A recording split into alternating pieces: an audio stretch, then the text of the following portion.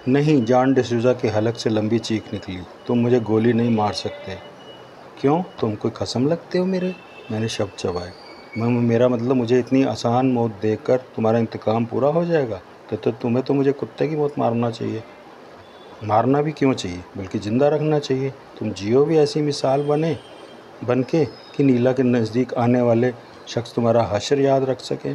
क्या मतलब? जॉन डिसूज़ा की खोपड़ी घूमी। धाएँ धाएँ, तभी मेरे रिवॉल्वर ने 2 गोलियां उगली और जॉन डिसूज़ा हलाल होते सूअर की तरह डकारता अपने घुटने पकड़ते चला गया। मैंने उसके दोनों घुटने फोड़ दिए थे। बहुत गुमान था ना तुझे अपनी इन टांगों पर, जिनके दम पर तूने खड़े होकर मेरा चीर हरण किया था। जा, अब ना तेरी टांगें खड़ी होंगी और ना ही टांगे के बीच वाला। नहीं, जॉन डिसूज़ा का तो मानो यकीन ही ना आ रहा था कि एकाएक उसके साथ इतनी दुर्घटनाएं हो चुकी हैं। कोई है, बचाओ, वो चीखा। तभी धमाकों की आवाज़ और उसकी चीखों पर बाहर से भगदड़ की आवाज़ें आने लगी। ये क्या किया स्टूपिड? बॉन्ड मेरी तरफ दौड़ा। तुमने इसे सचमुच गोली मार दी? नाल पर फूंक मारती मैं हंसी। आंधी बनकर आया था, मैंने तिनका बनकर उड़ा डाला इसको। क्या कहते हो, तीसरी गोली इसकी टांगों के बीच मारूं? ख़त्म करूं यह किस्सा? नहीं, जॉन डिसूज़ा तेज़ी से अपनी जांघों के बीच दोनों हाथ डालता चला गया। बेवकूफ़ लड़की, तभी बॉन्ड फुसफुसाया। बाहर से पुलिस आ रही है, क्या जवाब दोगी उन्हें? तुमने इसे गोली क्यों मारी? क्योंकि इसने मुझ पर जानलेवा हमला किया। बचाव में मैंने इसे इसकी ही रिवॉल्वर से मार डाला। जानलेवा हमला किया? कैसे? बॉन्ड सोच में पड़ा। ऐसे, धाएँ कहते हुए मैंने एक फायर अपनी बाजू पर कुछ इस तरह किया कि गोली मेरी गदराई बाजू को छीलती पीठ की पीछे के एक दरवाजे में जा घुसी। मेरी बाँह से भी भल खून बहता फर्श पर गिरता चला गया। नैन्स बॉन्ड अपने रुमाल से मेरे बहते खून को रोकने की चेष्टा करने लगा। फिर बोला, तुम अब चुप रहोगी, जो बोलूँगा मैं बोलूँगा। रिवॉल्वर मेरे हाथ से उसने अपने हाथ में लिया और ज़ोर से यूँ पकड़ा कि उस पर फिंगरप्रिंट भी उसी के ही पड़ गए।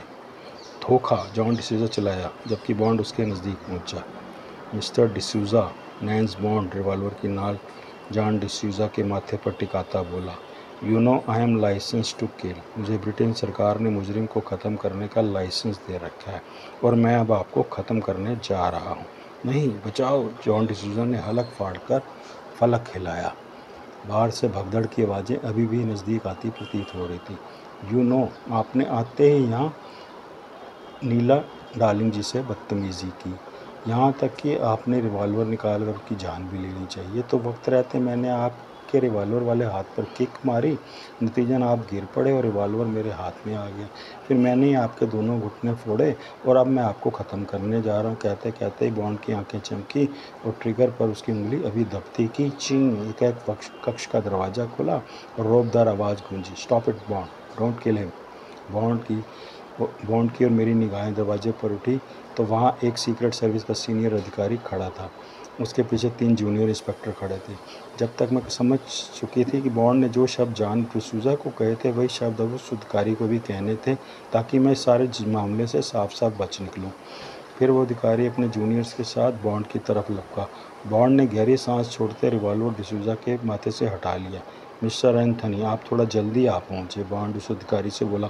1 मिनट लेट आते तो मैं एक मुजरिम की लाश आपको तोहफे में देता। हुआ क्या था? एंथनी जॉन डिसूज़ा को देखता बोला। तीनों जूनियर उसके टूटे घुटनों की जांच के लिए उकड़ू जा बैठे, जबकि जवाब में बॉन्ड ने वही शब्द दोहरा दिए जो उसने जॉन डिसूज़ा एडवर्ड को कहे थे। झूठ बोल रहा है ये, उसके शब्दों पर जॉन डिसूज़ा चिल्लाया। मिले हुए हैं दोनों। उसका इशारा मेरे और बॉन्ड की तरफ था। मिस्टर डिसूज़ा, मैं मुस्कुराई। आदमी और